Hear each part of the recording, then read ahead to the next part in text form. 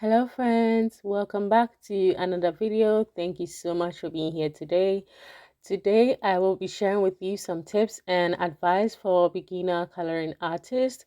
I know there's a lot of advice out there and many channels have already covered this topic, but I wanted to offer my perspective and share some of my personal experiences and discuss what I've learned over the past 2 to 3 years.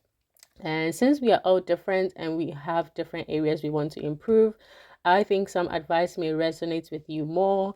And I just hope this video gives you a general idea of how to navigate this hobby. And whilst I'm giving these tips, I will be coloring a page from True Beauty by Yaongi. And this is the last page in this book, so I will be using alcohol markers. As you can see, I started this page a while back and I left it. So today we'll be doing it together and coloring this page. And without further ado, let's start with tip number 1. Tip number 1 will be to start with a few simple books. So when we take up a new hobby, there's this temptation to buy lots of things surrounding the hobby. And you've probably seen lots of coloring books with beautiful illustrations and you want them all. I mean, who can blame you? But the disadvantage of having too many books is that, especially at the beginning, it can be overwhelming and difficult to choose a book or a page. I have just like 13 books, and sometimes I spend time I could have used for coloring just flipping through books and deciding what page to color next. I think that's even why some colorists use like random pickers or things like that to help them decide. I'm not saying you shouldn't buy lots of books, it's a personal choice, but we all know that having a lot to choose from can lead to, decision fatigue. And I think reducing this friction initially would be helpful when building the craft or starting the new hobby. For the type of book, I guess it depends on what you're drawn to or what you like.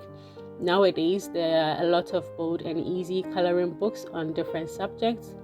Color by number books are also a good starting point because in that case, you don't have to think about what colors to use, and yeah, you end up with a nice image or a harmonious looking image because the colors have already been planned and decided for you. And another thing I also highly recommend is having books with a reference image on one side. Like most Korean coloring books have this format, and with a book like this you don't have to think about the color palette. You just follow the reference picture or use that as an inspiration for your own version. This is what really helped me when I started because I learned a lot of technical things like blending, mixing and matching colors, shading, even without thinking about it. I was just trying to make my image look like the reference as much as possible, but I ended up learning a lot of technical things in the process. So as you can see, this book has a reference image and I'm using that as a guide. I have changed the colors a little bit, but it is like it helps me know where to place the shading and the shadows and things like that. So yeah, books like this are also a great way to start. And watching tutorials and color alongs are also a great way to learn and find creativity and inspiration.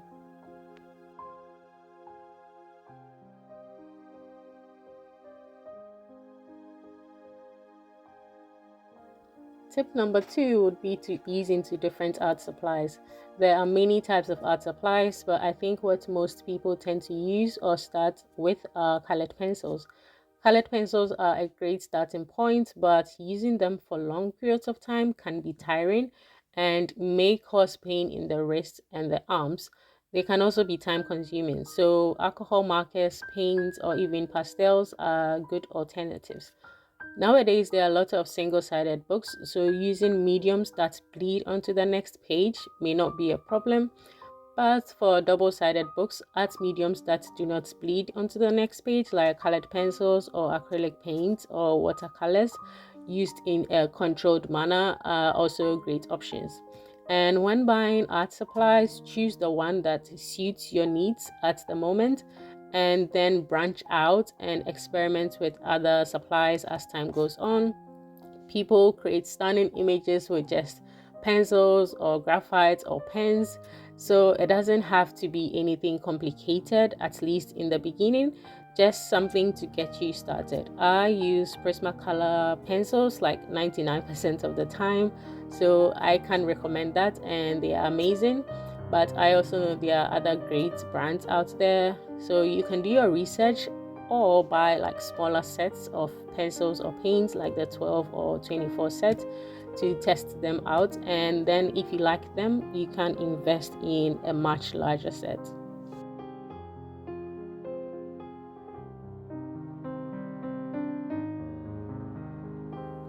Tip number 3 is you need more than one color to color one object or element.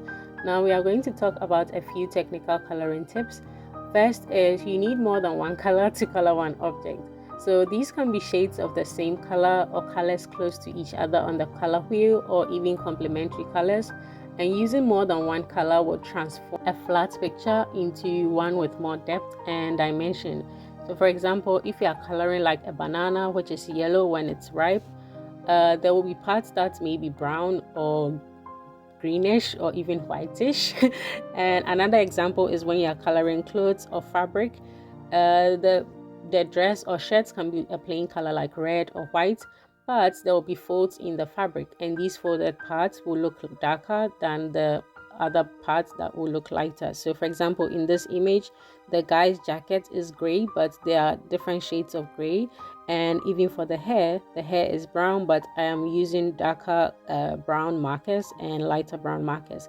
So sometimes mostly I use 3 colors. So we have a lighter color for like the highlights, and then there's the main color, and then there's another darker shade for shadows and for shading.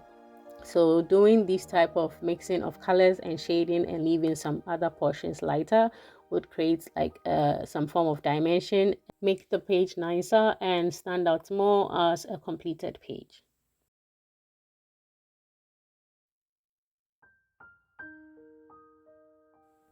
Tip number 4 is shading is your friend. So this is similar to the previous one, but try to add as much shading as possible to your coloring pages to create depth and dimension. So grayscale coloring books look more realistic than normal ones simply because of the shading. And as I progressed in my coloring, I realized that grays and deep browns are such valuable colors. In my pencil set, I use these colors very quickly and I'm almost out of them.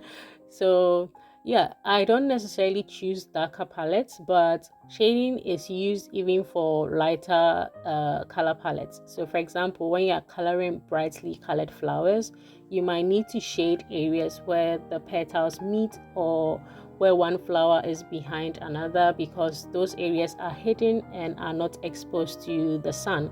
The same applies to folds in fabrics that we talked about, and even when coloring portraits. So as you can see from this drawing, there's a part of the neck and the face that is in the shadow area, and there are portions that are like being hit by the light source. So creating these shading in your pages would really make the page look more realistic or three-dimensional if that is the look you are going for. But regardless, shading is one way of making the page look more interesting and yeah, visually pleasing.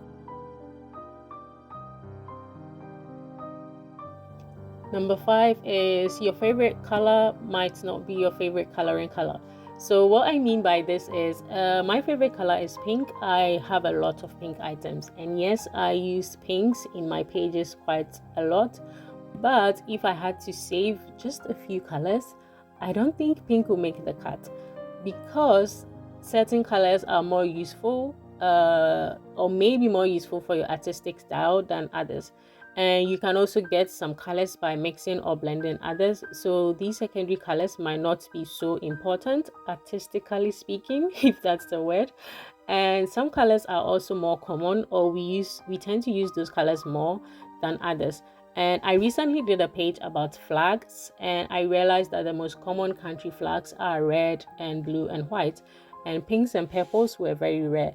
So for example, if you're a flag artist, red would be a color you use more often, so it might be more valuable to you than, let's say, purple. And if you paint a lot of ocean scenes, maybe blue might be a color you use in your work more often. So you may not necessarily love these colors, it might not be your favorite color, but the more you use them, the more you grow to appreciate their value. And personally, when I started coloring, I realized, oh, so browns and grays and greens and whites are so important. Like, as I said previously, shading. So I use gray for shading a lot, and green for grass, for plants, for the feeling of nature. White is also very useful when you're blending with other colors and mixing with other colors. And also brown is all around us, like trees, hair, skin, furniture, the soil. So yeah, and also what I noticed about brown is, I think because when you mix all colors together, you get like a shade of brown. In my coloring, when I don't know what color to use, I feel like when I use brown, the color palette seems to have some cohesion on the page. I don't know, I may be wrong, but that's what I have noticed from experience. So yeah, I think for every artist or every colorist out there, there are some colors that you tend to use more than others, and I think this is totally fine and it happens a lot. So this is not necessarily like a tip, but it's something that I experience, and it's something that you might also experience. So let me know if that's an experience for you as well.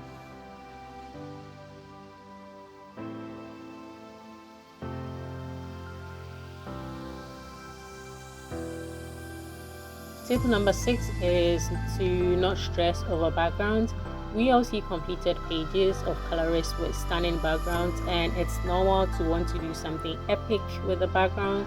But don't forget, white is also a color, so you don't have to color the background every single time. It's fine to leave it as it is. And one option is to use just one color for the background. So in this case, you would choose a color that would make your colored the main elements look better. And black is also a good option, especially if you have very colorful elements. So using black would make those elements stand out more. You could also add a few white dots, and this will make it look more whimsical and dreamier. Alternatively, you can also draw like a white outline around the colored element so that it looks like a sticker. And yeah, let me know in the comments if you like to see some background ideas video, and I will try to make a video on that topic.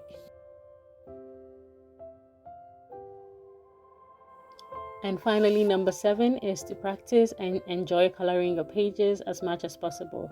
This advice is for me too, because sometimes I look at pages and feel intimidated and I don't color in them.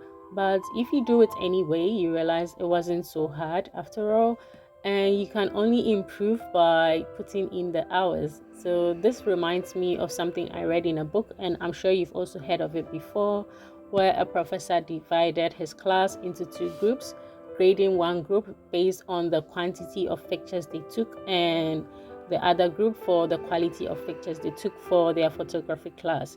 So the quality group spent so much time looking for the perfect location, angles, settings, subjects, and the quantity group just took as many pictures as possible. And in the end, they did better because by taking more pictures, they became better at taking pictures. So yeah, you can only get better by practicing or by coloring as often as possible. And learning from tutorials, color alongs, and learning from other artists is super helpful and inspiring, but it's the action that is also necessary. You doing the action itself that is also necessary to develop your intuition, to know what colors work together, like to find your own coloring style. If you've watched a couple of my videos, you know that I like to experiment, and I mostly go with the flow when I'm coloring. I don't mainly have a plan before coloring, but so far the coloring gods have been good to me. So I haven't had like a terrible page. The worst that can happen is that you just have a few pages out of an entire book that you don't really like, and even if you make a mistake, it will teach you not to repeat that same mistake on another page. And if worst comes to worst, you can just buy the same book again and give it another try. So yeah, enjoy the process. It's not that hard, it shouldn't be. Just put color on paper, that's all. and enjoy it as much as possible. Anyway, that's all I have in today's video. Let me know if you had or if you have similar coloring experiences as mine, and if you have some tips too. I would like to hear from you, because I also started coloring not too long ago and I am still learning, and I know I have a lot to learn. So yeah, let me know what tips you want to share, and if you also want a second part of this video, because I think I have some ideas, but I just wanted to limit it to 7 for today. Thank you so much for watching, and this is how our colored page is looking. We are almost done. So yeah, thank you so much for watching, and until next time, have fun making art, coloring, and exploring your creativity.